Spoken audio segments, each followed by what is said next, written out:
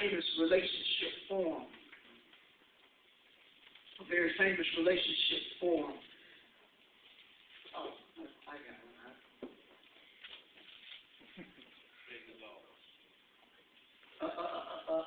A very famous relationship form. Everybody at 1 Samuel 18:4. See that couple pay that. I don't mind. I'll wait. Praise the Lord. All right. It says, and Jonathan took off his robe that was on him. Somebody say on him. On him. And gave it to David with his armor, even to his sword and his bow and his belt. Jonathan gave all of that to someone he just knew good. All right. Now, I'm going to give you the brief story, and we're going to go into the house.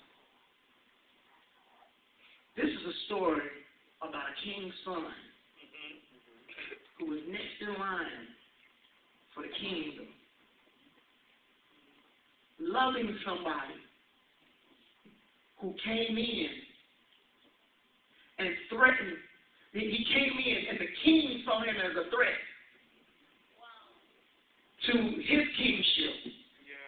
Saul saw David as a threat to his kingship, which would not automatically knock Jonathan out of the line of successors. Okay.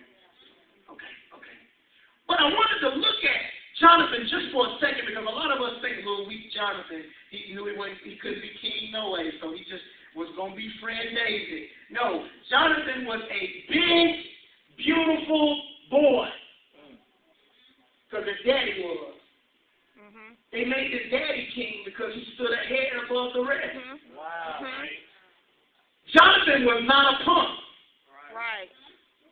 Jonathan had just came back from battle about in chapter 14, where he was talking to his uncle there, and he said, you know what, we're going to go up, we're going to defeat the Philistines. Come on, hey, tell you what, if they tell us to come, then we going.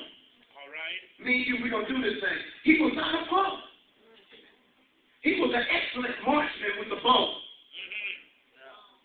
And he carried a sword. And he knew how to swing it. Wow. But here comes somebody in the camp after a big victory that he led them to.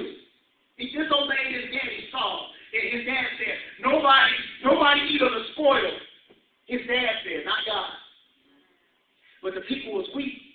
And so he told them, let's eat. You need to eat. And so they ate, and they defeated the Philistines. They made them run away. And so he led them, and the people were kind of behind Jonathan. So it wasn't that the people didn't like him. It wasn't that his chances at being a good king was shot. What made him befriend somebody that was going to be in his position? I don't want us to look at Jonathan as some weak poor. I want us to look at those two as both potential kings. Yeah. Okay? Now,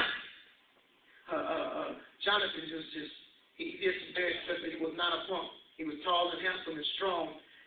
He was very instrumental in a victorious battle not too many chapters ago.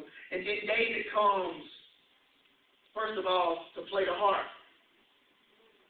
That's how God first put him in front of the king. Then he comes back and says, who is this uncircumcised Philistine? Who is this joker? So he comes and defeats Goliath, to make a long story short. And then Saul begins to invite David to the house. Okay, point number one. He really could have been jealous of David because he was taking his place as a son of his father. That's one. Two, he really could have been jealous of David because David came in and had a bigger victory than he had earlier. Okay. Three, he could have really not liked David because his daddy didn't like him. Okay. Some people don't like stuff because tradition says you shouldn't like it. Right.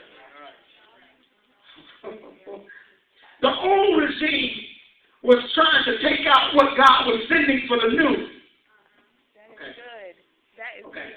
Okay, so here we are in First Samuel. I told you we're about to end. Let's look at what he gave him. First of all, he gave him a robe. In your godly brotherly love in your youth, you're going to have to give robes. You're going to have to give a robe, which stands for a covering. You're going to have to be in some type of covenant covering relationship. It was a coat. It was also a mantle, which means that you cover them who God called you to be. Okay. God called you to be a pastor, then you need to help pastor your friend. I tell my people all the time, if God calls you to be a pastor and you got one or two friends, that's your first congregation. No, we wait for 200 people.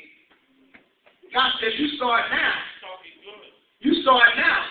You got a father that act like your child. You need to help father them. You need to help pastor them in the spirit. Absolutely.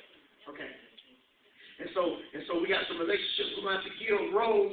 We're going to have to give our mantle. We're going to have to be able to give to them. We're going to have to use it to grow them and to help them. Yeah. All right?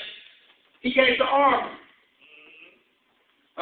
He gave the robe with the armor on it. Now, armor, the Hebrew word for armor was man. I just thought that was interesting.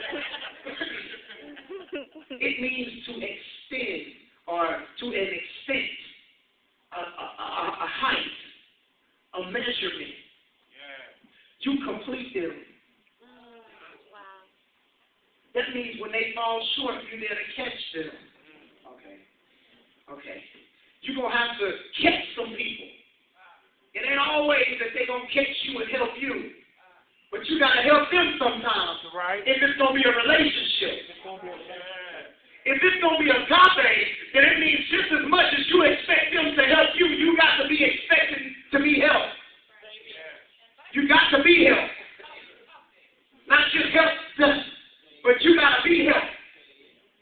See, some people let me tell you, when we struggle with relationships, sometimes it's like, when I jack it up, when I mess it up, I want everybody to forgive me. All right. Yeah. But when you mess it up, how could you do that? Yeah. How could you? This one time I asked you to, even Jesus said, y'all can't even stay awake. When they was praying in the Garden of Gethsemane. He said, you can't even stay away. But he didn't kick them out as disciples. He still used them even after he went to the cross. He could have said, it's because of you didn't pray enough. That's what we would have done. Yeah, just get on my nerves. I asked you to pray for 1 hour. And you sleep. Now, look at me. My bills can't get paid. My what? Blame it all on the person that ain't praying.